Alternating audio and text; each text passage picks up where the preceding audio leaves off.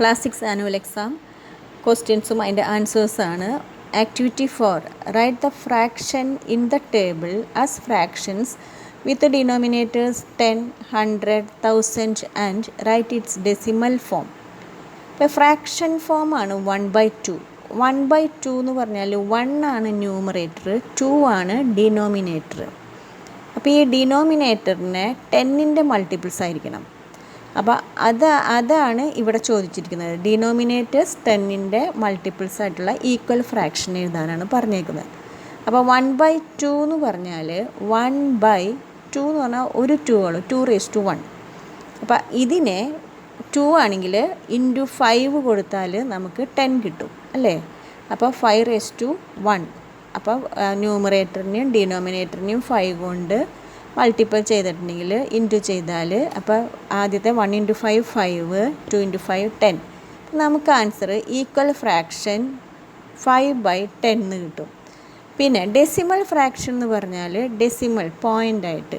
അപ്പോൾ 5/10, 10ൽ എത്ര സീറോ ഉണ്ട്? ഒരു സീറോ ഉള്ളൂ അല്ലേ. അപ്പോൾ അതുകൊണ്ട് 0.5 അങ്ങനെ എഴുതിയാലും ആൻസർ കറക്റ്റാണ് കേട്ടോ. പോയിൻ്റ് കഴിഞ്ഞിട്ട് ഒരു നമ്പർ 0.5.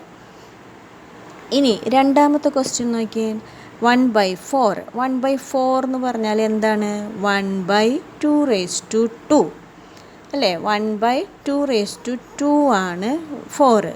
അപ്പോൾ അതുകൊണ്ട് എത്ര 5 കൊണ്ട് നമ്മൾ മൾട്ടിപ്ലൈ ചെയ്യണം? 5/2 കൊണ്ട് മൾട്ടിപ്ലൈ ചെയ്യണം. അപ്പോൾ 5/2 ന്യൂമറേറ്ററിനെയും 5/2 ഡിനോമിനേറ്ററിനെയും മൾട്ടിപ്പിൾ ചെയ്തിട്ടുണ്ടെങ്കിൽ നമുക്ക് 5 × 5 25 ഡിവൈഡഡ് ബൈ 4 × 25 എന്ന് പറഞ്ഞാൽ 100 ആണ്. അപ്പോൾ 25/100 എന്ന് കിട്ടും. 25/100.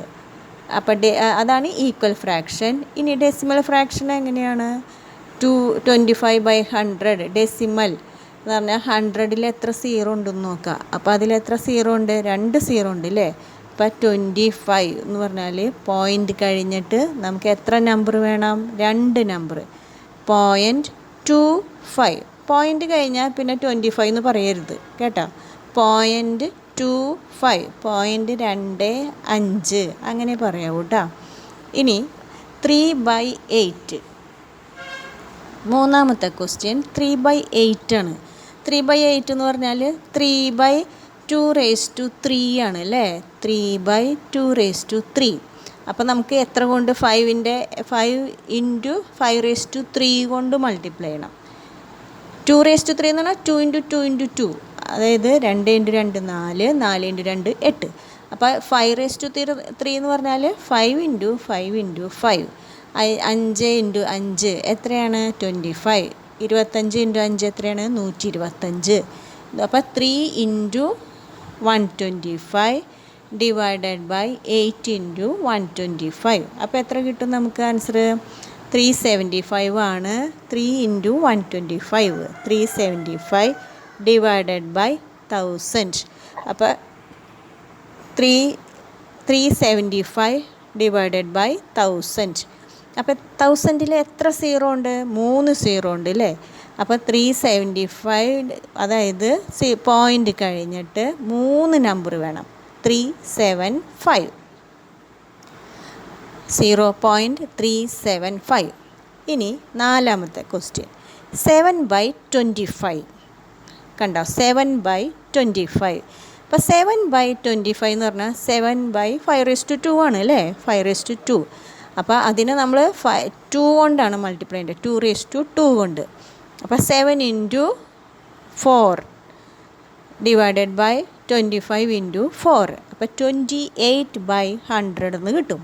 അപ്പോൾ 100ൽ 2 സീറോ ആണ് ഉള്ളത്. അപ്പോൾ ആൻസർ 0.28 0.28. ഇനി അടുത്ത ക്വസ്റ്റ്യൻ വരുന്നത് 1/20. 1/20. അപ്പം നമുക്ക് വളരെ എളുപ്പത്തിൽ തന്നെ അറിയാം. 1/20 എന്ന് പറഞ്ഞാൽ 1/2 × 10 ആണ് അല്ലേ. അപ്പോൾ 1/2 ഉള്ളൂ. 1/10 അവിടെ ഇരിക്കട്ടെ. അപ്പോൾ 2 ഒരു 2 അല്ലേ ഉള്ളൂ. അപ്പോൾ 5/1 കൊണ്ട് മൾട്ടിപ്ലൈ ചെയ്യണം ന്യൂമറേറ്ററിനെയും ഡിനോമിനേറ്ററിനെയും. 5/20 × 5 = 5/100. അപ്പോൾ ഇതിൽ പ്രത്യേകം ശ്രദ്ധിക്കേണ്ട ഒരു കാര്യം എന്ന് പറഞ്ഞാൽ 5/100 ആണ്. 100ൽ എത്ര സീറോ ഉണ്ട്? 2 സീറോ ഉണ്ട് അല്ലേ? അപ്പോൾ ആ പോയിൻ്റ് കഴിഞ്ഞിട്ട് നമുക്ക് എത്ര നമ്പർ വേണം? 2 നമ്പർ വേണം. അപ്പോൾ അതുകൊണ്ട് 5 മാത്രമല്ലേ ഉള്ളൂ ന്യൂമറേറ്റർ. അപ്പോൾ പോയിൻ്റ് കഴിഞ്ഞിട്ട് 0 ഇടുക, പിന്നെ 5 ഇടുക. 5 0 എന്ന് ഇടരുത്. 5 എന്ന് വായിക്കണമെന്നുണ്ടെങ്കിൽ അപ്പോൾ അതെ 5 രൂപ എന്ന് പറഞ്ഞാൽ 0.05. 50 രൂപ എന്ന് പറഞ്ഞാലാണ് 0.5 വരിക. അപ്പോൾ ഇവിടെ നമുക്ക് 5 രൂപ 5ആണ് വേണ്ടത്. അപ്പോൾ 0.05. ഇനി അടുത്ത ക്വസ്റ്റ്യൻ 3/5 ഇൻറ്റു 3/5 കേട്ടോ. അപ്പോൾ 5/1 ഉള്ളൂ. അപ്പോൾ 2/1 കൊണ്ട് മൾട്ടിപ്ലൈ ചെയ്യുക. അപ്പോൾ 3 × 2 6 ഡിവൈഡഡ് ബൈ 5 × 2 10. പോയിൻ്റ് കഴിഞ്ഞിട്ട് ഒരു നമ്പർ 0.6 0.6